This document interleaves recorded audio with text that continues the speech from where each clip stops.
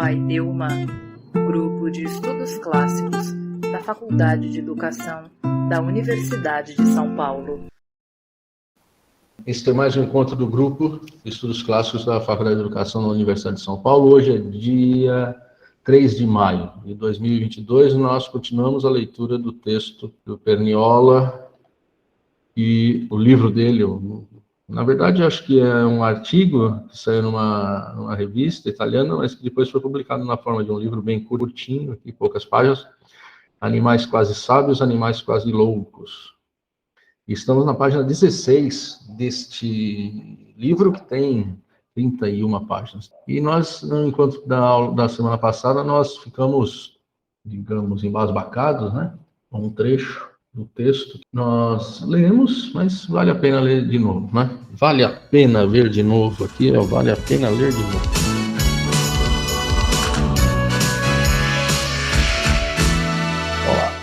Diz o Perniola, isso conduziu a partir dos anos 1960 ao reaparecimento de modos de vida contestatários, que se inspiram no cinismo antigo, que compartilham seu desprezo pelas convenções e pela cultura. Mas o problema do sentir se apresenta hoje de um modo muito mais complexo.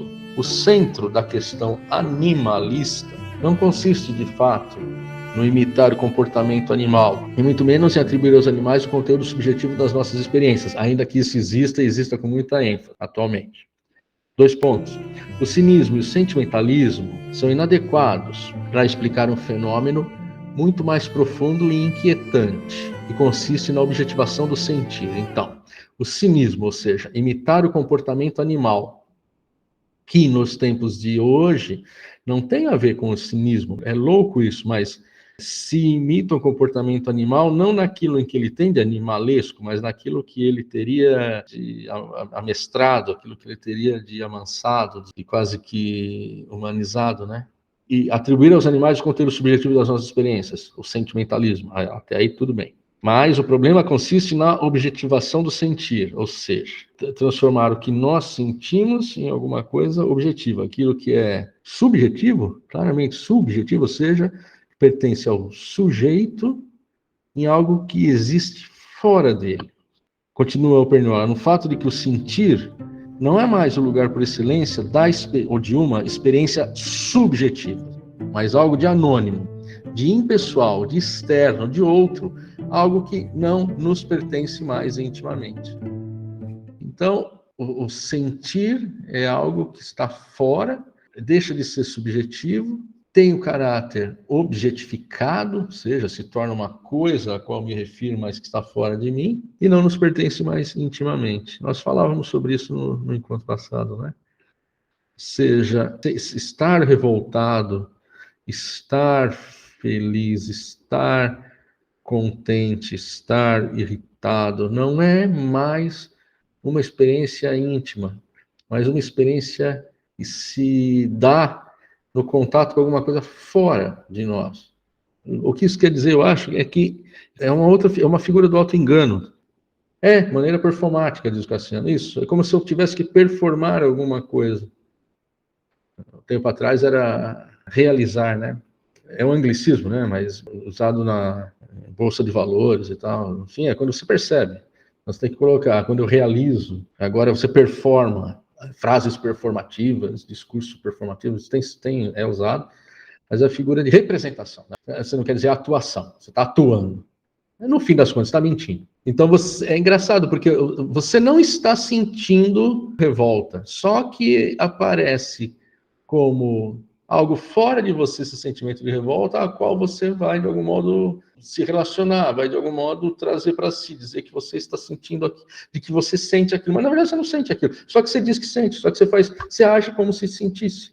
Estou pensando muito em redes sociais, né, que eu acho que é o que está, onde isso faz mais sentido agora. Você falou em redes sociais, eu não estava entendendo esse trecho que começa na página 15, sobretudo quando ele começa a falar do poder sensiológico, e aí eu fui pesquisar um texto de apoio, né? E eu encontrei um texto que fala do sentimento nas redes sociais, e o cara cita justamente o texto do Perniola, esse trecho do Perniola. O título é Administração do Sentir nas Redes Sociais, Héctor Ariel Perulho Ortiz. coisa, eu fui pesquisar o que era Sensiologia e caí num ensaio sobre arte, inclusive, acho que até sobre performance, e baseado nesse texto. Esse autor escreve muito sobre arte, né? O Mário Perniola. Olha lá, mais uma vez, a questão animalista e a questão antropológica estão indissoluvelmente ligadas. Não podemos atribuir aos animais os nossos sentimentos, pelo fato de que nós mesmos já não temos sentimentos. Ou melhor, nosso sentir é privado de autoidentidade. Por isso que vemos os pobres cãezinhos, os bichinhos todos ridiculamente vestidos, ridiculamente fantasiados. Nós não ficaríamos aqui. Nós perdemos a noção do ridículo, nós perdemos a noção do decoro, no sentido lato, né? Do que é adequado, né? Segue daí que as abordagens subjetivas do sentir religioso, seja ele religioso, psicológico e moral, não estão em condições de dar conta de um fenômeno que é irredutível a categorias como as do sentimento, consciência, responsabilidade e outras semelhantes. Os animais se tornam nosso espelho, que constitui a manifestação por excelência daquele sentir sem sujeito. Para Hegel parecia extremamente incompreensível e enigmático o que ele considerava típico da cultura egípcia. Ou seja, a ideia do sentir sem sujeito é o que um cão sente, outro cão também sente. Claro, obviamente há uma personalidade. A gente pode entrar numa discussão aqui se o cão tem uma personalidade XPTO diferente da personalidade do outro cão. Claro, tem, mas a ideia que está tentando nos apresentar é que os animais se tornam espelhos nossos porque eles, tal como nós, também não teriam essa autoidentidade. No fim das contas, eu penso, é a capacidade de desenhar, é a capacidade de representar a si mesmo o conteúdo da sua consciência. No caso do sentir, ser capaz de perceber que está sentindo. Porque sentir, de fato, na chave que ele utiliza da ideia de autoidentidade, é sempre um sentir no qual há um sujeito sentindo. Isso quer dizer, há uma personalidade que sente. E se há uma personalidade que sente, essa personalidade precisa saber que sente. Se essa personalidade não sabe que sente, não há personalidade que sinta. Se não há autopercepção do sentir, se eu não sinto o que estou sentindo, se eu não percebo, se eu não experimento o que estou sentindo, se eu não estou consciente da experiência do sentir, falta essa autoidentidade. No mesmo caso, é o caso do cão. O cão sente dor, mas está aqui sendo defendida a ideia de que o cão, quando sente, ele sente algo que lhe vem de fora. No caso, é como se o cão não tivesse vida mental. Podemos dizer, o cão pensa por imagens. As imagens vêm de fora, são representações. Provavelmente, ele não constrói com as imagens o que nós somos capazes de construir com conceitos ou palavras que interiorizadas criam um monólogo interior. Um cão talvez não tenha um monólogo interior feito de imagens, é isso. Então, ele não teria essa autoidentidade. Ele não seria capaz de perceber o que está sentindo. Quanto muito, ele associaria imagens. Mas essas associações, elas são fugazes. O cão viveria regido por uma concatenação um pouco arbitrária de imagens, sem a possibilidade dele ser mestre da concatenação dessas imagens. Algo que nós somos minimamente capazes por meio do discurso interior, do monólogo interior. Somos capazes de pensar, concatenar ideias, palavras. Agora, o que ele está dizendo é que nós não, no caso do sentir, o sentir deixa de ser algo que experimentamos como autoidentidade, como expressão da autoidentidade. Mas é alguma coisa que nos acomete e à qual nós aderimos, tal como acomete ao cão o bastão que bate nele, ou o prato com comida, algo que lhe afeta, de fora para dentro. Do mesmo modo, sentir, é algo de fora para dentro. E aí eu ajo. O Cassiano usou o termo performar. Nós agimos de acordo com o que está fora, de acordo com alguns sinais. Do mesmo modo que o cão. E encenamos o sentimento. É isso que eu acho que ele está dizendo. Essa objetivação do sentir, ou seja, tornar o sentir algo fora de nós, apresenta, além disso, surpreendentes afinidades com a percepção do próprio corpo como algo estranho. E partindo de algumas considerações de Freud nos estudos sobre histeria, alguns psicanalistas consideram um aspecto típico das toxicomanias. A ideia de que o estranhamento em relação ao meu corpo. Claro, se o sentir é algo externo, por uma via de mão dupla, o meu corpo, que é aquilo que eu mais imediatamente sinto, porque afinal de contas eu sou o meu corpo, também se afigura como algo separado de mim, como algo externo a mim. Alguns psicanalistas consideram o aspecto típico das toxicomanias, ou seja, você usa certas drogas que fazem com que você tenha essa experiência da dissociação, seja da dissociação mente-corpo. Você sente que está, sei lá, pairando sobre o seu corpo, você se sente falando de um lugar diferente de onde o seu corpo está. Então, e aqui nós entramos numa discussão aí que foi por caminho bem heterodoxo, né? Atualmente tem um pessoal aí que faz análise comportamental baseado em microexpressões. Isso aí virou uma febre, né? E agora um pessoal que é divulgador científico está tentando, como é que fala, combater essa moda, porque basicamente isso não tem seguridade epistemológica para você acessar, né, um fato objetivo que está dentro da cabeça da pessoa a partir da observação objetiva da emoção, né? Então, assim, o sujeito, ele está com medo, então ele está mentindo, então ele cometeu um crime, né? E aí isso é usado em tribunais e tudo mais, como se fosse uma ciência matemática, né? Quando, de fato, você não tem como saber se primeiro que aquela expressão pode ser medo, mas o medo não significa que o sujeito é um culpado, né? Então, quer dizer, ele pode estar, assim, apreensivo e tal. Parece mais digamos assim, mais um elemento um sintoma, digamos assim, desse tipo de cultura de objetificação do sentimento, né? É muito, muito interessante, eu acho que sim. E tem a ver com o que nós falávamos, o medo do próprio analista, tem a ver com o que nós falávamos lá dos qualia. Eu posso identificar o medo, mas eu não sou capaz, jamais serei capaz de dizer por A mais B que o medo é causado, aquele medo é causado porque ele é culpado, ou o medo é causado porque ele tem medo do analista, ou o medo é causado...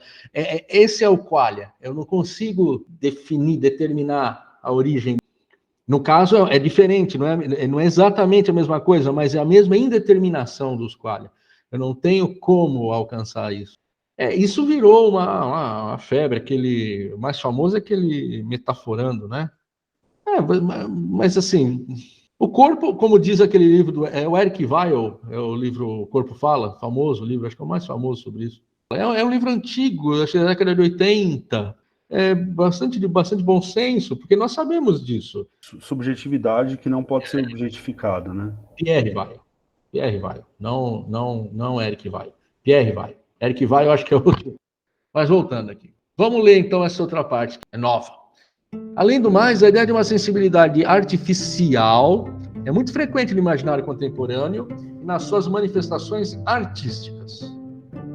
Nestas, o lugar do autômato e da máquina que pensa foi substituído pela máquina que sente. Se o primeiro e a segunda, ou seja, se o autômato e a máquina que pensa, configuravam uma espécie de super-homem, a terceira é uma espécie de super-animal, em relação ao qual nutrimos ao mesmo tempo atração e repulsa. Sob certos aspectos, o superanimal já é um modelo sobre o qual foi estabelecida a nova hierarquia. Quem é capaz de um sentir não participativo, de uma afetividade sem eu, de uma emotividade sem consciência, está num nível superior, sem medida comum com aqueles que sentem subjetivamente ou que não sentem absolutamente nada. Aqueles que sentem subjetivamente são aqueles que, pensando agora, são os que, passando pela Ilha das Sereias, da Odisseia, se lançam nas águas para irem buscá-las e morrem. Os que não sentem absolutamente nada são os marinheiros que taparam seus ouvidos e não ouviram as sereias. Agora, quem está no nível superior? Odisseu está no nível superior. Uma afetividade sem eu, uma emotividade sem consciência, um sentir não participativo. Exato, talvez isso, Bárbara. Quase que eu falo, talvez isso do Instituto Mátema, mas não, é isso mesmo, Bárbara. Sentem de modo não participativo. Como é que você colocou aqui? Não, você colocou. Sentem de forma impessoal, exato. Por quê? É o desaparecimento do sujeito. Esse que sente sem o eu não é justamente aquele que se lança no mar Porque sob o encantamento ele se perde de si mesmo? Encontrou o encantamento, encontrou alguém ali, que lançou o seu mar. Os que não sentem absolutamente nada, não sentem porque têm seus ouvidos tampados, nessa analogia. Nada chega até eles. Por quê? Porque nada os alcança. Agora, esse super animal sente. Na verdade, o que ele sente é um sofrimento. Talvez a imagem não corresponda. É um sofrimento, ele ouve o canto das sereias, no caso de Odisseus, e é chamado para ir até lá, mas ele não vai porque está preso. Então, a imagem teria que ser ao contrário, teria que ser invertida, teria que ser posta no avesso. Não que ele não vai porque está preso, mas bem, teria que pensar nessa imagem. Eu não sei, é a imagem que me veio à mente. Então, eu fiquei pensando que essa ideia desse sentimento bem pessoal, ele lembra essa noção de homem-máquina, né? Bem a Lametrie, né? Que foi aquele contemporâneo do Descartes.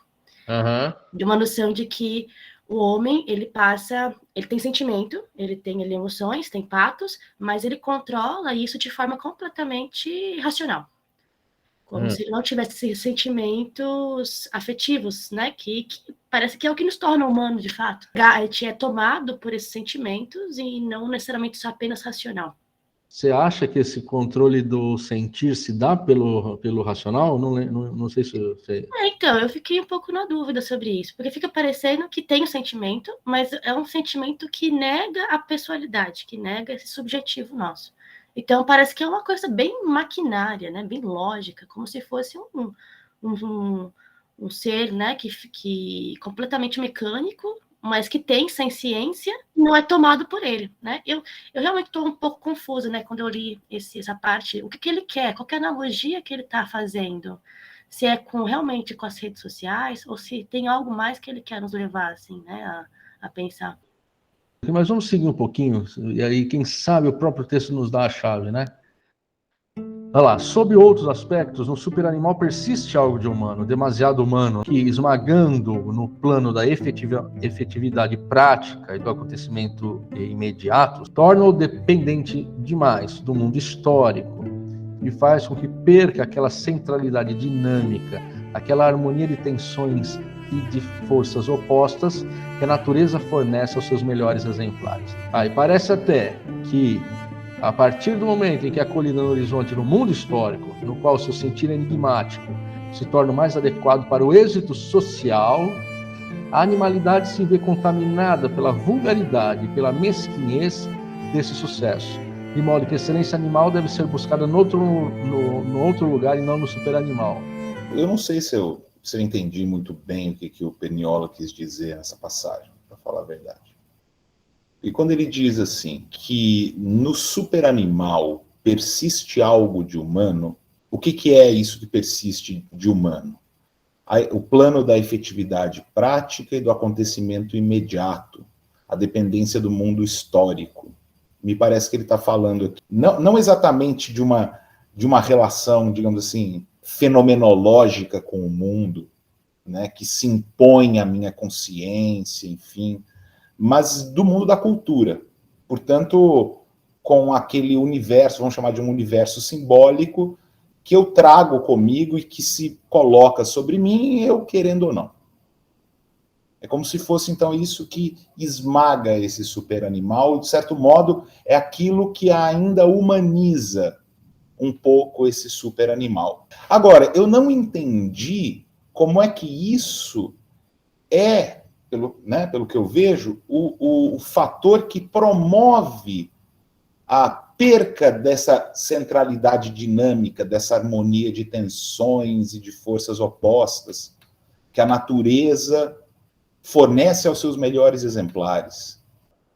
Eu penso que aqui tem a ver com a ideia do quase, sabe? O quase louco. Aí que tá, o animal, ele é inteiro em si, o homem não é inteiro, porque o homem é histórico. Pois é, então, mas então não são justamente esses elementos que eu estou dizendo que são os elementos da cultura que promovem a tensão entre aquilo que há de animal e aquilo que há de humano? Não, mas aqui, a harmonia de tensões e de forças opostas, essa tensão é a ideia do tônus. Pois é, que ele apresentou lá atrás em associação ao estoico, a figura do estoico. Exato. Mas essa tensão, ela se dá no mundo imediato, no mundo histórico. Não, por exemplo, um tigre tem uma tensão, a tensão de matar ou de morrer. O animal tem essa tensão toda hora, que dá a ele o vigor. Por exemplo, um cachorro gordo é um cachorro humanizado. Um gato gordo é um gato humanizado.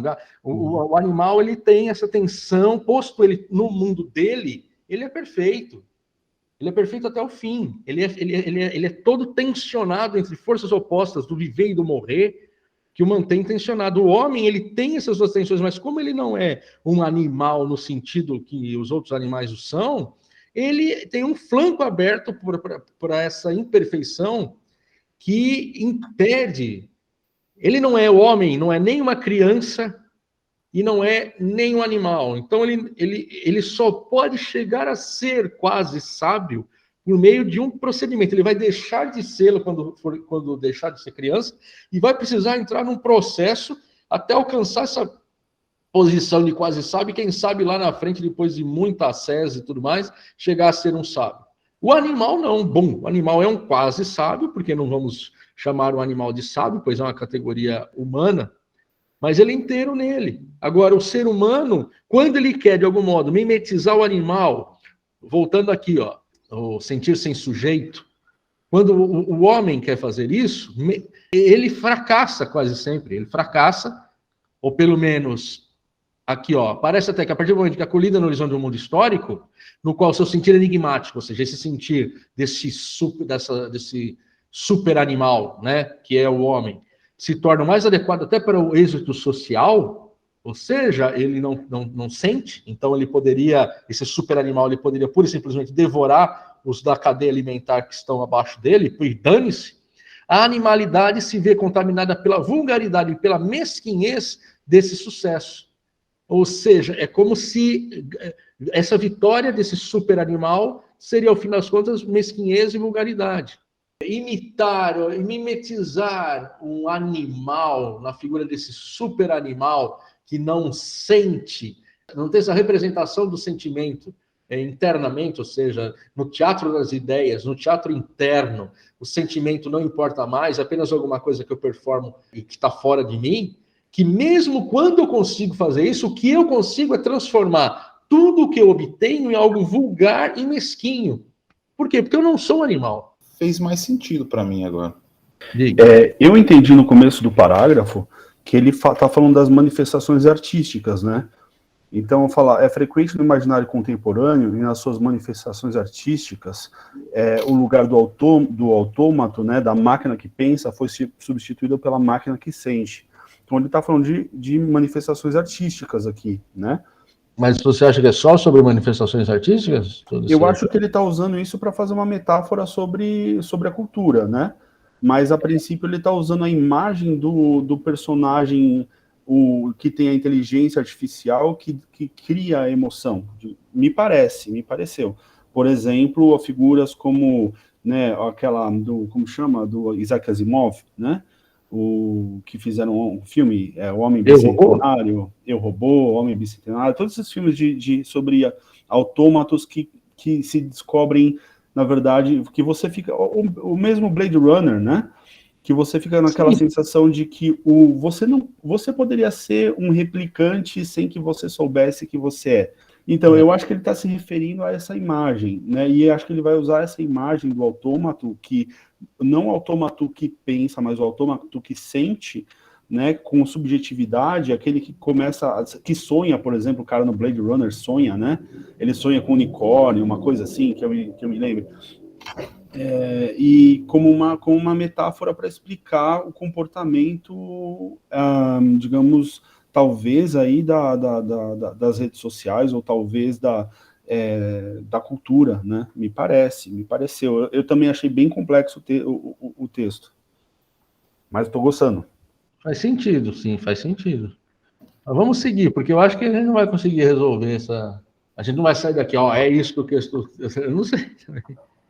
Nasce, assim, uma nova situação, que confere um significado imprevisto à distinção estoica entre sábios e animais quase sábios de um lado e tolos de outro. Então, Com efeito, a partir do momento em que o sábio já não é mais um modelo de perfeição quase inatingível, mas sim a máquina que sente, o superanimal perfeitamente integrado no mundo sensiológico contemporâneo é a moeda viva, que garante a intercambialidade de todas as sensações, afecções e emoções. Como não experimentar um impulso de simpatia por aquele resto de animalidade que não desaparece no superanimal, por aquele resto de humanidade que é incoercível ao caminho imposto pela sabedoria? Se o superanimal é o intelectual orgânico do mundo atual, como não lançar um olhar repleto de interesse para uma tolice que se tornou rara como a fênix? Frente à alienação das experiências em um já sentido, que retira à vida todo gosto e toda maravilha, e torna incapaz de admiração e de estupor, como não revalorizar a agitação constante dos tolos, a sua infinita receptividade, o estado de alegria permanente em que vivem? Aliás, quanto resta ainda de logos e quanto de sentido nas sensiologias que uma após a outra contagiam todo o planeta? Não acompanhei o autor aqui. Quando ele fala que ele é um intelectual orgânico, ele deve estar falando que é aquele que está engajado no seu tempo, mesmo que ele não saiba, mesmo que ele não tenha uma consciência do seu papel, mas que ele está engajado politicamente dentro do seu tempo histórico. Pode ser. É que eu já me perdi aqui em cima, a partir do momento que o sábio já não é mais um modelo de perfeição quase inatingível, mas sim a máquina que sente. O autor aí é cabeludo, né? É difícil da gente dissecar ele. Mas eu vou tentar falar assim aquilo que o autor me fez pensar, mais do que o que ele está dizendo, né? Eu tenho a impressão que ele está retomando a ideia de um retorno à animalidade como sentido, porque nós acabamos embrutecendo esse processo de sensibilidade na medida em que vamos atravessando uma série de ideais da própria cultura e da história e vamos perdendo esse contato direto com a sensibilidade da própria existência, da vida e tal, que não se dá por aquilo que se interpreta, mas por aquilo que se vive. Então eu tenho essa impressão assim que ele está fazendo uma crítica a esse humano que foi desvirtuando justamente no processo de ir impondo padrões de sensibilidade, modelos de sensibilidade, e que nesse movimento nós acabamos perdendo aquilo que o animal consegue fazer de modo direto, que é uma sensibilidade direta com o mundo, sem o filtro de uma consciência que diz o que pode ser sentido e em que medida isso vai sendo sentido. Então, não sei, eu posso estar divagando naquilo que eu interpretei do texto até aqui, mas eu tenho essa impressão, assim, né, no geral. Pode ser. É que eu tenho umas dificuldades, quando ele diz, o sábio não é mais um modelo de perfeição, mas é a máquina que sente. Eu não sei por que o sábio se tornou a máquina que sente. Depois... Não sei se eu entendi exatamente o que você falou. O que eu entendi aqui é o seguinte, a ideia da sabedoria do sábio não ocupa mais o espaço de um ideal inatingível, mas que ainda assim perseguimos.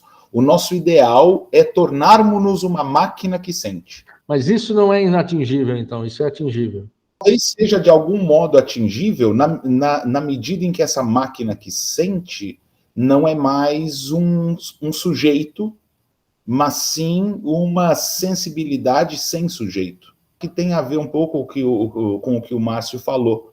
É como se houvesse, de fato, como se essa máquina que sente fosse uma espécie de ideal normativo dos sentimentos. Então, sabe, você não pode querer matar, você não pode ter o desejo de matar alguém. Por outro lado, você sempre tem que ser empático com todo mundo, né? Cadê a sua empatia com o assassino da criança? Ah, não, você não pode condená-lo à morte. Você querer condená-lo à morte é você tornar-se um assassino. Você tem que ser melhor, você tem que ter empatia. Não sei, o Márcio foi falando, você colocou isso, foi pipocando aqui, estou divagando com vocês. Porque isso, de algum modo, faz sentido nessa expressão, que é a moeda viva, né? O que é essa moeda viva que garante uma intercambialidade das sensações, afecções e emoções? É aquele que se integra nesse universo do sentir sem sujeito. Não é mais o ideal do logos. O nosso ideal é o ideal de patos. Mas é de um patos que não pertence a ninguém. Eu fico invocado com o texto, né? Quando ele diz aqui, como não experimentar o impulso de simpatia por aquele resto de animalidade que não desaparece no superanimal? Se ele é um superanimal, como é que ele só pode ter um resto de animalidade que não desaparece? Se ele é justamente um superanimal. Mas eu acho que a ideia é essa mesma, né? que quando você diz, quando resta ainda de logos e quanto de sentido nas sensiologias que uma após outra contagiam todo o planeta. Tá, tudo faz sentido, eu acho. Eu tenho uma frase aqui que me chama a atenção. Frente à alienação, deixa eu ver, frente à alienação das experiências em um já sentido que retira a vida todo gosto e toda maravilha, ele segue e faz uma pergunta, né? Aí eu fico pensando assim, na medida em que nós estabelecemos o padrão do sentimento como sendo um padrão moral, nós perdemos a capacidade do sentido. Não é? Porque daí o sentido já foi sentido uma vez. Então nós perdemos a experiência do sentido porque nós já sabemos o que é que a gente sente frente a uma nova situação que já repete uma antiga. Ou seja, nesse caso, nós perdemos a capacidade da experiência. Porque como que você vai experienciar como novidade uma coisa que nós já estabelecemos a partir de um padrão, qual é o sentimento que você tem? E nesse caso, nós vamos perdendo a sensibilidade, né? É um processo de alienação da sensibilidade. Teria um problema, porque esse já sentido, ele se aplicaria antes em épocas passadas do que agora, eu penso. Porque justamente novas formas, novas sensações, novas experiências sensórias é o que se oferece cada vez mais. Se isso não cairia num padrão Pavlov de comportamento, entende? Uma coisa assim é que uma vez que você condiciona o padrão do sentido, você apenas repete o sentido. Então não há nenhuma novidade aí, né? Pode ser. Bem, mas eu iria para frente, porque aqui nós não vamos deixar esses trechos como trechos em que, bem... Ele também não quis ajudar a gente muito. Né? Não quis. Bem, vamos. Eu sugiro que a gente passe para frente aqui. Bem, o animal quase louco. A filosofia antiga não se colocou essas questões que podem ser encontradas, entretanto, já no início do pensamento moderno. O elogio da loucura de Erasmo derruba a asserção estoica segundo a qual apenas o sábio é feliz. Trata-se exatamente do contrário, a tolice, ou melhor, a loucura, cuja essência consiste na filautia, isto é, no amor a si mesmo, é a condição da felicidade. De fato, afirma Erasmo, pode amar alguém quem a si mesmo detesta? Pode concordar com alguém quem consigo mesmo discorda? Pode causar prazer a alguém quem consigo mesmo é grave e incômodo?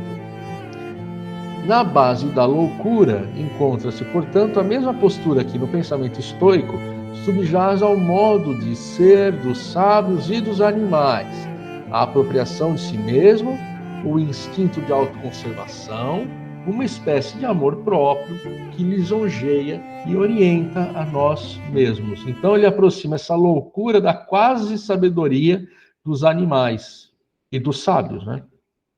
Porque os animais não são sábios, são quase sábios. Não são sábios porque são animais.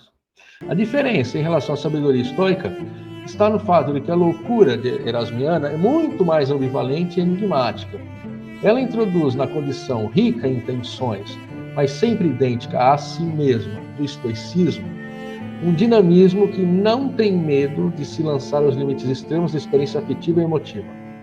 Então ela lança no estoicismo justamente aquilo de que o estoicismo quer se manter distante, que é a experiência afetiva e emotiva. Claro, não é bem assim, rigorosamente falando, não é totalmente assim ou completamente assim, mas é assim.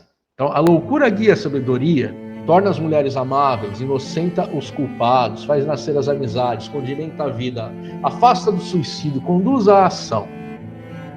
A ideia, a loucura aqui como ignorância, como tolice, o louco como tolo, ou seja, como aquele que não sabe. Quem sabe não vai ser amável, não vai inocentar os culpados, não vai ser amigo de ninguém, vai ter uma vida sem graça, vai se matar no fim das contas e não vai fazer nada. Porque quem sabe, sabe que tudo no final vira coisa alguma. Os loucos se parecem aos animais, cuja felicidade consiste justamente, na indisciplina. De tal modo são minimamente infelizes aqueles que se aproximam dos brutos e dos tolos e que tão pouco procuram nada além do humano. A ideia de que o homem pode ser feliz tal como é feliz um animal, o que era contrária à tese estoica. A felicidade do ser humano não é a felicidade do animal. A felicidade do ser humano é uma outra felicidade que nasce do uso da razão. Erasmo, portanto, condena toda e qualquer aspiração ao sobre-humano e ao sobre-animal. Não sei, para mim faltam argumentos para essa afirmação ser apresentada assim. Ao sobre-humano, tudo bem, por conta, né, da ideia de razão. Agora, o sobre-animal é um sentir que não tem esse caráter de descolado daquele que sente, né? Há na condição humana uma animalidade que deve ser preservada. Ela garante a permanência no homem do esplendor nativo dos bichos e conduz a uma super sabedoria que incorpora e engloba a tolice e a animalidade. Essa condição humana tem uma animalidade que preserva algo dos bichos no homem e conduz uma super sabedoria que, na verdade, engloba tolice e animalidade. E aí ele vai falar de Giordano Bruno, né? Os questionamentos de Erasmo foram desenvolvidos e aprofundados por Giordano Bruno no diálogo Cabala do Cavalo Pégaso, com anexo O Asno Silênico, de 1585. Aqui, a problemática se desloca claramente do discurso sobre a tolice humana para o discurso sobre a loucura animal. Então aqui é uma inversão. O superanimal, ou como afirma Bruno, a besta triunfante, é aquilo que precisa ser expulso, isto é, aquilo que precisamos afastar, eliminar, tirar de perto. Esse superanimal, o cavalo Pégaso, ou seja, o cavalo voador, era originariamente um asno, ou melhor, um asno malvado, chamado Honório, de Onos e Rio, que, tomado pelo desejo ardente de comer um cardo que tinha crescido na beira de um precipício, perde o equilíbrio e cai do penhasco. Falta a esse asno instinto de autoconservação, o amor de si mesmo. Honório, contudo, é muito esperto. Chegando ao reino dos mortos, finge beber a água do Létis, conservando assim a memória e as faculdades mentais. Isso lhe permite subir aos céus, transformar-se em um cavalo alado e ser acolhido entre as constelações. A sua alma não é diferente da alma humana. Por isso, de superanimal passa a super-homem, tornando-se ninguém menos do que Aristóteles. É dessa forma que o super-asno descreve sua própria experiência humana. Tive a presunção de ser um filósofo natural, como é comum entre os pedantes, sempre serem temerários e presunçosos. E, com isso, por estar extinto o conhecimento da filosofia, morto Sócrates, exilado Platão e outros dispersos de outras maneiras, permaneci apenas eu, zarolho entre os cegos. E, facilmente pude ter a reputação não somente de retórico, político, lógico, mas ainda de filósofo. Assim, citando mal e porcamente as opiniões dos antigos, e de um modo tão obsceno que nem mesmo as crianças e as velhinhas insensatas falariam e compreenderiam como faço aqueles homens galantes falarem e compreenderem, vinha a ser considerado o reformador daquela disciplina da qual eu não tinha a menor ideia. Ou seja, a própria é uma crítica também a Aristóteles, né? O Giordano Bruno era um neoplatônico, né? Exatamente, ó. Ela, morto Sócrates, exilado Platão, você tem essa crítica a Aristóteles, e ao fazer a crítica a Aristóteles, você está fazendo a crítica a toda a escolástica, você está fazendo a crítica não só ao autor, né, mas a toda uma maneira de conceber a filosofia.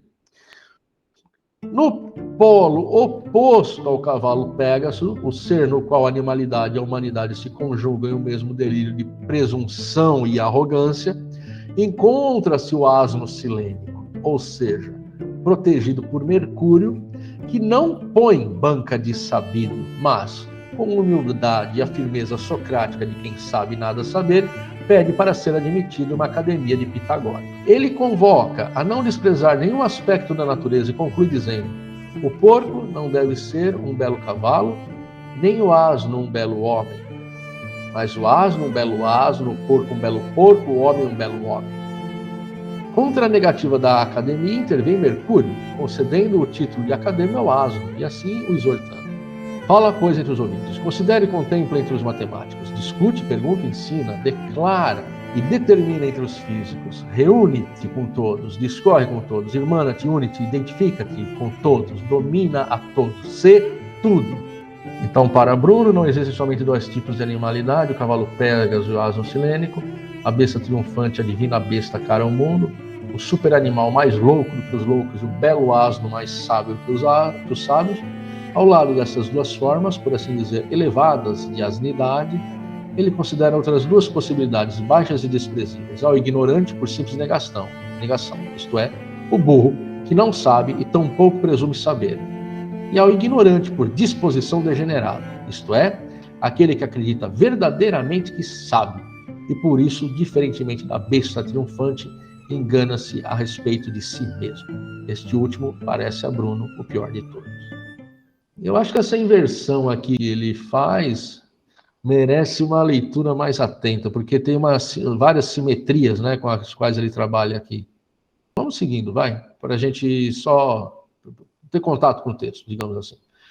No entanto, o essencial do discurso de Bruno sobre a asnidade não está na análise dessas formas de subanimalidades e de subhumanidades, das quais geralmente faz uma representação cômica de grande eficácia literária, mas antes na relação ambivalente e ambígua entre as duas formas elevadas de asnidade, entre a besta triunfante e o asno silêncio. Fica clara a diferença entre o pensamento antigo, cuja aspiração está orientada para a manutenção a todo custo da firmeza do logos, e o pensamento moderno, cujo acento recai na enantiodromia do logos. Não sei o que é enantiodromia. Segundo o Google, enantiodromia é um conceito desenvolvido por Heráclito e reavivado por Jung. Representa o movimento de compensação psíquica quando nos direcionamos a um extremo psicológico. Segundo este conceito, todo direcionamento ao extremo de uma polarização possui a tendência de se reverter a seu polo oposto. Está na sequência. Na tendência a inverter as próprias determinações opostas umas às outras.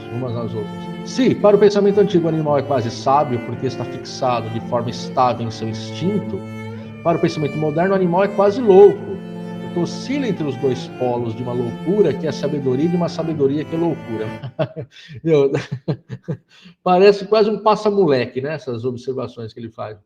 Esse final não quer dizer nada, né? Comentar que desde aquele momento que você começou a achar que não tinha que rolou um non sequitur lá atrás, eu acho que o texto dele é mais estético do que epistemológico, sabe? Eu acho que ele está mais fazendo aproximações poéticas do que realmente uma argumentação probatória, sabe? Assim, porque realmente eu fico perdido. Mas que as construções são fantásticas, são. De fato, quer causar uma certa impressão. Não quer provar o argumento, mas causar uma certa impressão. Eu tenho certa raiva disso. Porque parece que... Porque oscila entre os dois polos de uma loucura que é sabedoria e de uma sabedoria que é loucura. Se ele fala, porque oscila entre os dois polos de uma sabedoria que é sabedoria e de uma loucura que é loucura, seria a mesma coisa. Porque oscila entre os dois polos de uma quase loucura que é sabedoria e uma quase sabedoria que é loucura, é a mesma coisa, quer dizer a mesma coisa. Que é uma fórmula, né?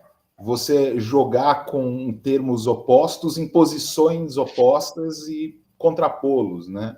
Então, a felicidade que me dói, aquelas coisas, né? É uma fórmula poética até simplória, eu diria. Se for o Leminski, acho que fica melhor. Beira poesia, exato, diz a Bárbara. Mas isso é muito comum nas ciências humanas, né? É aquilo que eu li, onde que eu li isso? No livro do Scruton, que é a sintaxe sem semântica. Então você tem uma sintaxe, mas você não tem a semântica aqui. Exatamente. Você sabe que eu penso nisso numa comparação, que é como se fosse uma linguagem de programação que só serve para mais nada, a não ser se referir a ela mesma, sabe? Então, é como se você fizesse um grande esforço para aprender uma linguagem e você falar, entendi, mas para que serve? Não, só serve para nós, os iniciados, que entendemos esta coisa. Exatamente. Só que cada um acha que entendeu e não há critério para você, no fim, saber se entendeu mesmo, ainda que cada um concorde com o que o outro diz que entendeu. Você, no fim, não tem como ter certeza completa, né? Segura mesmo, ter segurança de que estamos falando da mesma coisa. Sabe aquela velha história, né, de separação entre filosofia continental e analítica? Sim, né? Sim. Eu sempre fiquei pensando, eu sempre tive um trauma entre três textos analíticos, né? Mas a filosofia continental, quando ela vai para esse lado poético, ela realmente é uma apreciação estética apenas. Você Porque tá a certo. parte mais, de fato, de conceito, né, mais definitiva, você fica perdida. Fica só na hermenêutica, na interpretação e na beleza, né? Sim. E teve uma hora do texto aí que eu não comecei a entender nada, mas aí eu achei que era problema meu. Não, nós não entendemos mesmo. Vixe, é que eu acho que é raro a pessoa falar, não entendo. Não, Cassiano, não entendo. Tem tanta coisa que eu não entendo, especialmente desses autores, muitos autores contemporâneos aí, que eu não chego nem a ser contra, não sou nem contra nem a favor, porque eu não entendo o que ele está dizendo. Nessa eu sou totalmente analítico. Claro que a filosofia analítica levada aos extremos também vira matemática, né? E olha lá ainda, porque aí você entra na filosofia da matemática, para saber se a matemática é tautológica ou não, se você de fato descobre coisas em matemática, etc e tal. Bem, essa é outra história enrolada. O que eu quero dizer com isso? Que você meio que volta para o ponto de partida. Mas, aqui, se um aluno escrevesse isso, eu ia perguntar, mas melhor isso aí, melhor, não tá legal esse negócio. Tá parecendo que ele condena aqui, ó. A divina besta cara ao mundo, entendeu? Tá um pouco assim, aqui, ó.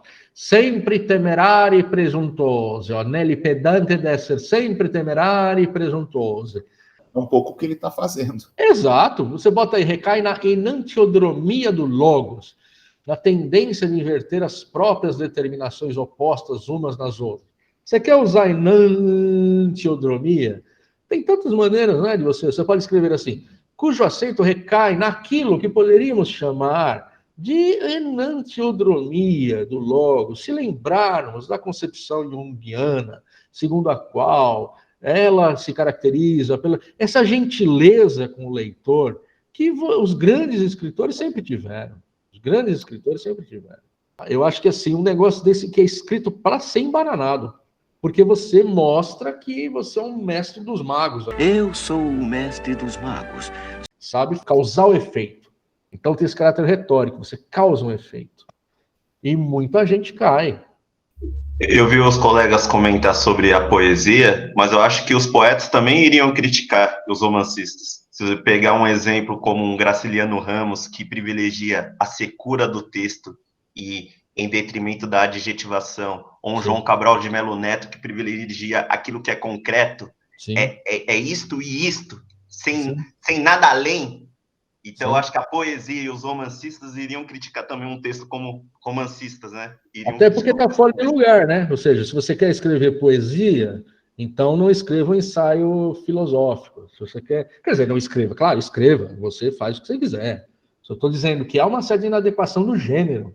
Não, eu ia dizer assim, a Bárbara trouxe essa coisa da distinção entre a filosofia analítica e a filosofia continental, e de fato, isso aqui, essa prosa, me lembra muito, principalmente os franceses. Exatamente. Eu acho que os franceses são encantados com a sonoridade da própria língua, então às vezes eles se perdem e vamos fazer um negócio sonoro mesmo que o significado seja obscuro, pouco claro, ou talvez até nem tenha.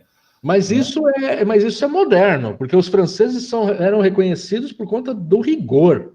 A filosofia francesa, até o século XX, assim, ela era conhecida como a filosofia rigorosa. Ou seja, para você dizer algo de um modo rigoroso, você deveria dizê-lo em francês. Mais do que o inglês, até. Aí, do século XIX, começou esse caráter barroco, por assim dizer, muito forte na filosofia francesa.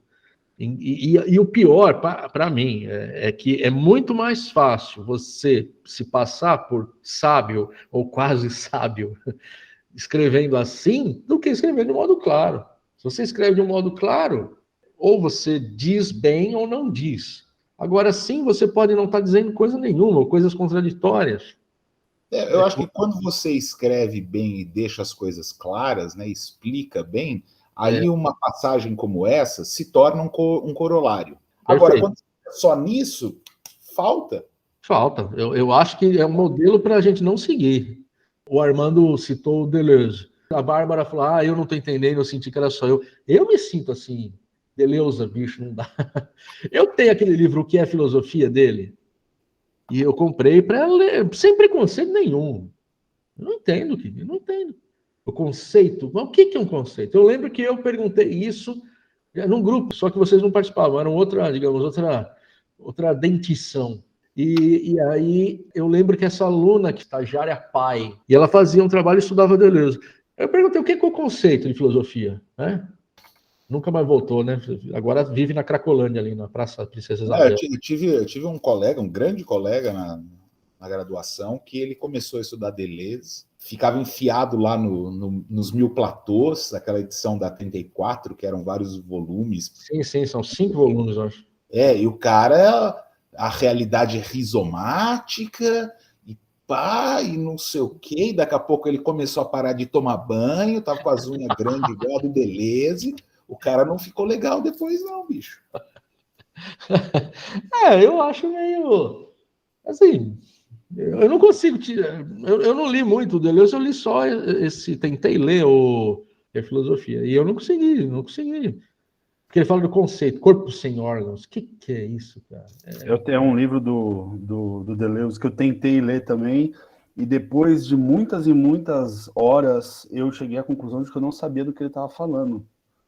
Que é exatamente essa coisa de uma linguagem críptica que se refere a si mesma e a nada além fora dela. Sim. E aí você, quando acha que você está entendendo, você criou uma seita ali, na verdade, né? Exato. Só que, você disse assim, não se refere a nada além dela mesma. Eu tenho dúvida se ela se refere a si mesma. Eu tenho dúvida se ela é constituída como... A gente poderia chamar essa linguagem que se refere a si mesma como uma linguagem privada. Então vamos ver, o sujeito tem uma linguagem privada que apresenta a você, mas como ela é uma linguagem privada, você não é capaz de compreendê-la, porque ela tem o seu próprio referencial, quer dizer, ela é autorreferente. Mas eu não sei se é assim, eu não sei. E isso não vem só dos franceses. Olha só, o Karl Popper, ele tem essa mesma crítica em relação ao Hegel. Ele cita lá naquele A Sociedade Aberta aos Seus Inimigos, no volume 2, ele cita uns trechos do Hegel e diz assim, se alguém for capaz de me dizer o que isso aqui quer dizer, o que isso quer dizer, por favor, porque eu não sei. E eu penso que muito disso veio do Hegel. O idealismo alemão, Hegel e os outros, o Fichte, Schelling, esses caras, eu acho que daí entrou pela filosofia francesa também, porque, notem, é uma filosofia que se afasta da filiação cartesiana, filiação de um Descartes, de um Malebranche, se afasta disso, está ligada a uma vertente que é de origem alemã. E aí, talvez, para os alemães, olha só, o próprio Popper, austríaco, falando do Hegel prussiano, né? Ou seja, a mesma língua, e ele está criticando, mas vamos deixar de barato. A estrutura da língua alemã, ela não é uma linguagem sintética, e a língua francesa é analítica, germânica e latina. Você transpõe esse negócio para o devir, o ser doente, essas traduções que a gente vai ver depois do Heidegger, as dificuldades que nós temos de colocar isso na língua latina e tal. Só que aí o Heidegger eu estaria mais próximo do Cassiano, há uma lógica interna. Eu posso estar enganado, mas eu vou dizer algo aqui meio complicado, até está gravado, assim. Bem, complicado nada, porque quem se importa que eu digo. Eu acho que o Heidegger, apesar de tudo, é mais honesto do que esses autores depois dele. Eu acho que esses autores não sabem o que estão falando. A sensação que eu tenho é essa, não têm ideia do que estão falando.